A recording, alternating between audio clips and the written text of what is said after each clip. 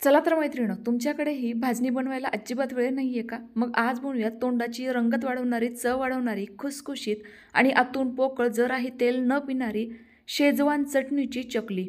100% recipe नवीन पद्धतीची आहे, त्यामुळे तुम्हाला नक्की आवडेल. त्याकरिता सर्वात अगोदर एखादा पॅन, कढई घ्यायची आहे. त्यामध्ये घालूयात 1 कप पाणी. आता या पाण्याला उकळी आली की लगेचच साधारणतः 2 चमचे बटर घालायचे. बटरऐवजी तुम्ही साजूक तुपाचाही वापर करू शकता. तूप नसेल तेल वापरलं तरी देखील चालेल. आता घालूया 3 मोठे चमचे शेजवान चटणी. शेजवान चटणी नसल्यास तर रेग्युलरचे मसाले म्हणजेच लाल तिखट, धना पावडर, जिरे पूड देखील घालू शकता. अगदी थोडंसं चवीनुसार मीठ घालायचे, कारण चटणीमध्ये देखील थोडंसं मीठ हे असतंच, त्यामुळे प्रमाणातच घाला. संपूर्ण जिन्नस व्यवस्थित मिक्स करून घेतली आणि पाण्याला एक उकळी काढून घेतली. आता ज्या कपाने मी पाणी मोजून घेतलं होतं त्याच कपाने घेऊयात 1 कप बारीक रवा. तो आपण या उकळी आलेल्या पाण्यामध्ये घालूयात आणि पटापट व्यवस्थित मिक्स करून घेऊयात. शेजवान चटणी वापरलेली असल्यामुळे या ठिकाणी आपल्याला कोणत्याही वेगळ्या प्रकारच्या मसाल्या वापरण्याची गरज नाही आहे. सोबतच शेजवान चटणी आजकाल सगळ्यांनाच आवडते, लहान मुलांना, म्हाताऱ्यांना देखील. त्यामुळे तुम्ही ही चकलीचा प्रकार नक्की ट्राय करून बघू शकता. संपूर्ण जिन्नस व्यवस्थित मिक्स करून घेतली आहे. पाणी पूर्णतः आटलं गेलंय. मिश्रण आपलं या स्वरूपाचं घट्टसर झालंय. लगेच यावर झाकण ठेवूयात आणि साधारणतः 7 मिनिटाची वाफ काढून घेऊयात. 7 ते 8 मिनिटांनंतर बघा, आपल्या झाकणावर भरपूर सारी वाफ आलेली होती.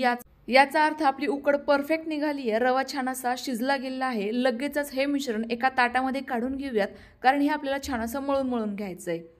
आता ज्या कपाने आपण रवा मोजून घेतला होता, पाणी मोजून घेतलं होतं, त्याच कपाने घेऊयात 1 कप संपूर्ण पीठ. मी एकखटी न टाकता थोडं थोडं करून मिसळते. यामुळे दोनही जिन्नस आपल्याला एकजीव करायला सोपं पडेल.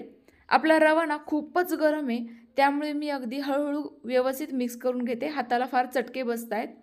तुम्हाला हे असं मिक्स करणं जमत नसेल तर तुम्ही एखाद्या मॅशरच्या मदतीने किंवा सपाटबुडाच्या ग्लासाच्या पातेल्याच्या मदतीने दोनही जिन्नस व्यवस्थित अशी प्रेस करून करून मळून घेऊ शकता, जसं तुम्हाला सोयीस्कर वाटेल तसं. सुरुवातीचं पीठ बऱ्यापैकी मिक्स झाल्यानंतर आता उरलेलं देखील संपूर्ण पीठ मी घालून घेतलंय. आता हे व्यवस्थित आता मळून घेऊयात. तर बघा, आपलं मिश्रण जरासं कोरडं झाल्यासारखं जाणवतंय, त्यामुळे मी या ठिकाणी पाणी घेतलंय. आता थोडं थोडं पाणी घेऊन किंवा ओलसर हात घेऊन आपण हे एकजीव करून घेऊयात. अति जास्त प्रमाणात पाणी घालू नका, कारण आपल्याला चकलीचं पीठ हे नेहमीच थोडंसं घट्टसरच भिजवायचं असतं. जर चकलीचं पीठ जास्त सैलसर झालं तर त्याला काटे तर येतच नाही, पण त्याचसोबत आपली चकली लवकर नरम पडते, तेल जास्त पिऊ शकते. त्यामुळे अगदी गरजेनुसार थोडं थोडं करत पाणी घालतीये. साधारणतः पाव कप मला पाणी या ठिकाणी लागलं असेल किंवा त्यापेक्षाही थोडं कमीच लागलंय. आणि या पद्धतीचा असा मऊसूत असा गोळा मी या ठिकाणी मळून घेतलेला आहे. छान असा एकजीव झालाय. चटणीचं प्रमाणही योग्य असल्यामुळे रंगही अगदी सुरेख आलाय. आता तुमच्याकडे वेळ असल्यास तुम्ही हे पीठ झाकून 15 ते 20 मिनिटाकरिता भिजवून घेऊ शकता, ज्यामुळे तांदळाचं पीठ छान असं फुलेल. वेळ नसेल तर काही हरकत नाही आहे, लगेच देखील तुम्ही चकली बनवायला घेऊ शकता. आता 10 ते 15 मिनिटानंतर बघा, आपलं पीठ व्यवस्थित असं भिजलं गेलेलं आहे. हे पुन्हा एकदा जर असं मी मऊसूत करून घेते. तर पहिल्यापेक्षा आपलं हे पीठ जर असं घट्टसर झाल्यासारखं जाणवतंय, पण काहीच हरकत नाही आहे. आपल्याला याच पद्धतीचं पीठ हवं आहे, कारण जेवढं तुमचं पीठ घट्टसर असेल ना, तेवढे चकलीला काटे छान येतील आणि मस्त अशी कुरकुरीत तयार होईल. आता आपण चकलीचा साचा घेऊयात. तर जी खडबडीत साईड असते ती बाहेरच्या बाजूने ठेवायची, ज्यामुळे चकली व्यवस्थित तुटते आणि तिला काटे पण छान येतात. आता याला पहिले आपण थोडंसं तेल लावून घेऊयात, जेणेकरून या साच्याला पीठ चिकटणार नाही. आता लगेचच यामध्ये चकलीचं पीठ भरून घ्यायचंय. पीठ भरत असताना नेहमी लक्षात ठेवायचंय, साच्यामध्ये जरासुद्धा हवा राहायला नकोय. जर यामध्ये हवा राहिली तर आपली चकली पाडताना तुटू शकते. त्यामुळे अगदी व्यवस्थित असं प्रेस करून करून मी यामध्ये पीठ संपूर्ण भरून घेतलेलं आहे. एका वेळेला भरपूर सारं भरलं, ज्यामुळे माझा वेळ आणि कष्ट वाचतील. आता साचा बंद करूयात आणि लगेचच चकली पाडायला घेऊयात. तर चकली पाडण्याकरिता तुम्ही डायरेक्ट एखाद्या ताटावर किंवा पोळपाटावर या चकल्या तयार करून घेऊ शकता.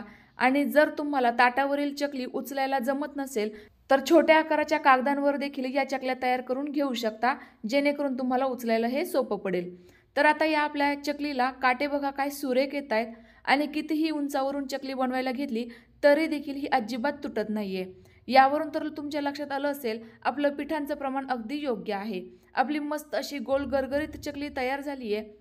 चकलीचं फक्त सुरुवातीचं आणि शेवटचं टोक व्यवस्थित असं आतील भागाला चिकटवून द्यायला अजिबात विसरू नका, जेणेकरून चकली तेलात सोडल्यानंतर अजिबात मोकळी सुटणार नाही. बघा, एका वेळेला 5 ते 6 चकल्या तयार करून घेतल्या. अति जास्त प्रमाणात चकल्या बनवू नका, नाहीतर मग या सुकतील आणि व्यवस्थित तळल्या जाणार नाही. बघा किती सुरेख आणि मशनीने तयार केल्यासारख्या आपल्या या चकल्या तयार झालेल्या आहेत. लगेच या तळायला घेऊयात. चकल्या तळत असताना देखील महत्त्वाचे टिप्स लक्षात ठेवायचे आहेत. त्याकरिता शक्य असल्यास अशा पद्धतीचा पसरट पॅन घ्या, ज्यामुळे तुमचा वेळ वाचेल. एका वेळेला भरपूर साऱ्या चकल्या तळता येतील.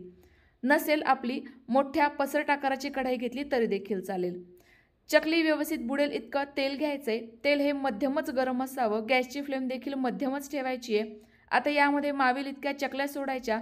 सुरुवातीला चकल्या सोडल्यानंतर भरपूर सारे बुडबुडे येतात. हे बुडबुडे जोपर्यंत कमी होत नाही तोपर्यंत अजिबात चकली पलटवायची घाई करायची नाही, नाहीतर चकली तुटू शकते. आता चकली जर अशी हार्ड झाल्यासारखी जाणवली की मग ही पलटवून घ्यावी आणि नंतर हलक्याशा बदामी रंगावर दोनही साईडने तळून घ्यायची. ज्या वेळेला आपली चकली छान अशी तेलावर तरंगायला लागेल किंवा यातील भरपूर सारे बुडबुडे कमी झाल्यासारखे जाणवतील, त्याच वेळेला समजायचे आपली चकली अगदी परफेक्ट अशी तळली गेली आहे. आता हिला रंग देखील बघा काय सुरेख आलेला आहे. लगेचच तेलातून बाहेर काढून घेऊयात, कारण ही दोनही साईडने एकसारख्या रंगावर तळली गेली आहे. अजिबात तेलात गेल्यानंतर विरघळलेली नाही आहे किंवा तुटलेली नाही आहे. सेम पद्धतीने तुम्ही उरलेल्या संपूर्ण चकल्या बनवून घेऊ शकता, तळवून घेऊ शकता. तर घेतलेल्या साहित्यांमध्ये साधारणतः 25 ते 30 चकल्या तयार होतात. या हवाबंद डब्यामध्ये स्टोअर केल्या तर महिनाभर देखील आरामशीर टिकतात. संपूर्ण चकल्या आपल्या तयार झालेल्या आहेत. अगदी सुरेख रंग आलाय. अजिबात तेलकटही झालेल्या नाही आहेत. आता फक्त या चकल्या थंड झाल्यानंतरच डब्यात स्टोअर करायच्या. डब्यात ठेवत असताना प्रत्येक चकली व्यवस्थित हातावर घेऊन बघा. नरम जाणवली तर ती पुन्हा एकदा तळून घ्या, जेणेकरून इतर चकल्या नरम पडणार नाहीत. कारण एखादी अर्धी चकली आपल्याकडनं कमी तळली जाते, ज्यामुळे ती लवकर नरम पडते. आता ही चकलीच बघा ना, काय मस्त अशी कुरकुरीत झाली आहे. त्यामुळे तुम्ही देखील ही रेसिपी नक्की ट्राय करून बघा. तुम्हाला सर्वांना दिवाळीची खूप खूप खूप साऱ्या शुभेच्छा. पुन्हा एकदा भेटूयात. Bye bye.